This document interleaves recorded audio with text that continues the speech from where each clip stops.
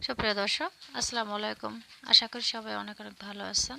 আজকে আমি একটি রেসিপি নিয়ে হাজির হয়েছি, আশা করি ভালো লাগবে। আর ভালো লাগলে অবশ্যই আমার চ্যানেলটি সাবস্ক্রাইব করবেন। দেখাবো ডিম ছাড়া কীভাবে সহজভাবে কেক বানানো যায়। চলুন দেখে নেওয়া যাক উপকরণগুলো। এখানে নিয়েছি 1 কাপ আটা, নিয়েছি আমি 1 চামচ বেকিং পাউডার, হাফ চামচ বেকিং সোডা, পরিমাণ মতো লবণ দিয়ে আমি এগুলোকে চেলে নেব। শুকনো উপকরণগুলো চেলে নেব আমি। দেখুন চেলে নিচ্ছি।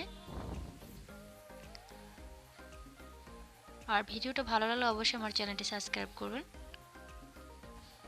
চেলে নেওয়া হয়ে গেছে।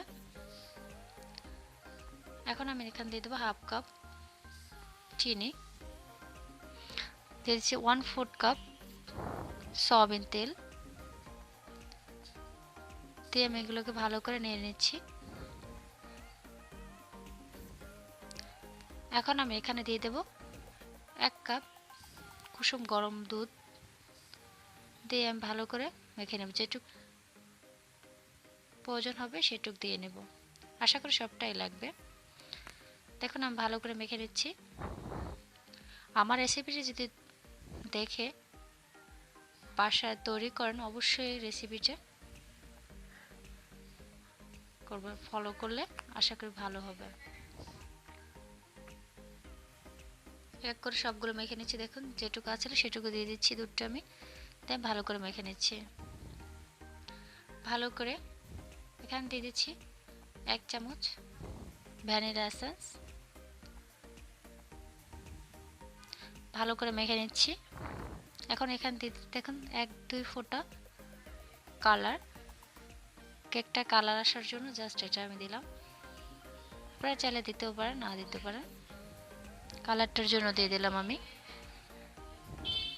ভালো করে নেড়ে নিচ্ছি। দেখুন ঘনটা দেখে বুঝতে পারছেন যে কিভাবে আমি ঘনত্বটা রেখেছি, আশা করি বুঝতে পেরেছেন। এখন আমি নিয়েছি একটা পাত্রে আমি নিচে থেকে তেলটা দিয়ে দেখুন একটা কাগজ কেটে নিয়েছি। কেটে নিয়ে চারিদিকটা আমি তেলটা নিচেও দিয়ে দিয়েছি, তেলটা কিন্তু ঢেলে নিব। ঢেলে নিয়ে আমি একটা পাত্র বসিয়ে দিয়েছি, পাত্রটা গরম করে দিয়েছি। সাবধানে দিতে হবে, না হাত পড়ে যাবে। এখানে দিয়ে আমি ঢেকে দিচ্ছি। ফিরে আসছি 30 মিনিট পর। দেখুন ঢাকনাটার ছিদ্র কিন্তু আটকে দিয়েছি। ফিরে আসছি 30 মিনিট পর। দেখুন 30 থেকে 35 মিনিট পর আমি ফিরে আসছি। দেখেই বোঝা যাচ্ছে যে আমার কেকটা হয়ে গেছে। এখন একটা কাঠির সাহায্যে আমি চেক করে নিব। দেখুন ফিরে আসছে না, মানে আমার কেকটা হয়ে গেছে। এখন আমি কেকটাকে উঠিয়ে নিই। উঠিয়ে আমি কিন্তু গরম গরম পরিবেশন করতেছি। আপনারা আসলে একটু ঠান্ডা হয়ে তারপরে করবেন। এখন আমি এখানে এটাকে ঢেলে নিব। প্রচণ্ড গরম, ধরা যাচ্ছে না। নিয়ে নিচ্ছি।